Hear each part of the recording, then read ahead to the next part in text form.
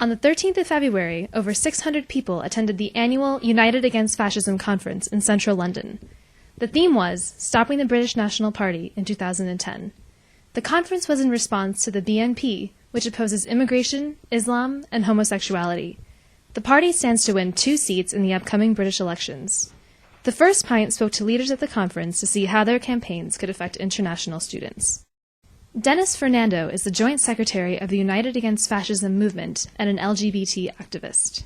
So it is very important that we are debunking the myths, and actually the joint work between the lesbian, gay, bisexual and trans communities and the black communities is very important in this respect, and identifying this as a common enemy. So we know that the BNP obviously turns out a racist vote, but it obviously also turns out a homophobic vote. And we know from the track record of what the BNP has done, for example, saying that it's opposed to LGBT History Month, saying that it's opposed to civil partnerships, and opposed to LGBT education in schools. So as much as it's being more explicitly racist than ever before, it is also being explicitly more homophobic than it has ever been before. And we know where this ends up, because we have seen in Europe the product of fascism being able to coalesce itself. So Alessandra Mussolini, who is an MEP in France, goes on TV and can explicitly state, "I would rather be a fascist than a faggot."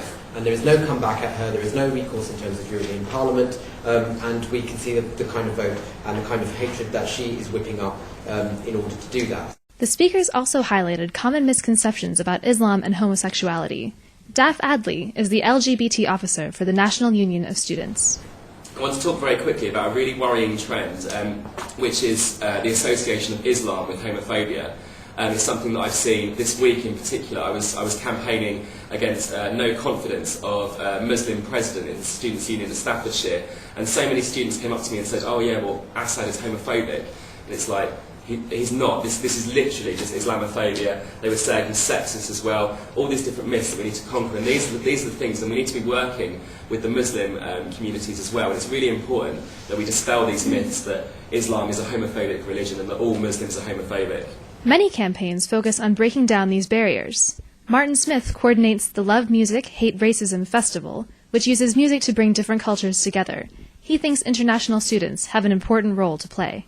2 things they can do. One is they can actually talk about what's like in their own countries, because I think some people don't realise that racism is not just on the increase in Britain, but we are seeing the rise of racism right across Europe, in America, where we are beginning to see fascist parties, far-right parties, really begin. What's going on in these countries could be valuable. I went and spoke to a group of Hungarian students and talked about what was going on with Jobbik. It was an absolutely amazing meeting where I learned as much from them as they did, hopefully, from me. You know, I went to American students who talked about the Ku Klux Klan and the White Citizens Councils and what they were doing. We can learn from each other, and our experiences can really help make us stronger, because they are connected. And sometimes we hear that these people are coming on, we don't know who they are. So it'd be useful for us to know who is David Duke, who is the leader of Jobbik, and what does he mean when he says he's come to this country. They just say, "Oh, he's nobody," you know. So we need that. The second reason is we want people to live and come to England and live free from racism and oppression. And you don't just, that's a right, but actually some people want to take those rights off us. So international students should be involved in defending that, just like I am, because I want you to, I see you as friends and guests, and I want to defend your right to be living in England free from racism. But we can't just hope that will happen. It has to be a right that we have to fight and continue to fight for. The conference delegates share their ideas about working together to end racism. Ex-footballer Leroy Rossignol attended the conference to promote the Show Racism the Red Card campaign. All agreed that uniting different communities is the key to defeating fascism. This is a message for international students that when you come across intolerance, it's so important to share it with someone and to not suffer it in silence. Either tell a friend or tell somebody who you feel will listen, and I'm sure that the problem, that will go a long way towards solving the problem. So don't suffer in silence, share it, and you're not only doing yourself a favour, but you're doing other students who are in a similar situation to yourself a favour. So that's very important. That's where we go from here. And it's really, I think all of us need to come together. We're working with other communities in terms of collaboration between black and minority ethnic communities, Jewish communities, LGBT communities as well, getting out there into our communities, putting on positive events, dispelling the myths of fascism, dispelling the myths of and lies of the BNP.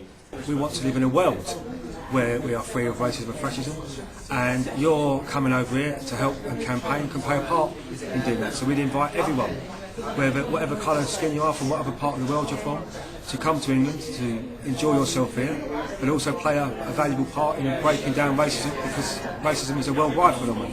And if we don't do it, if we don't start from where we are, then we'll never deal with it. So my view is, get involved. We need everyone.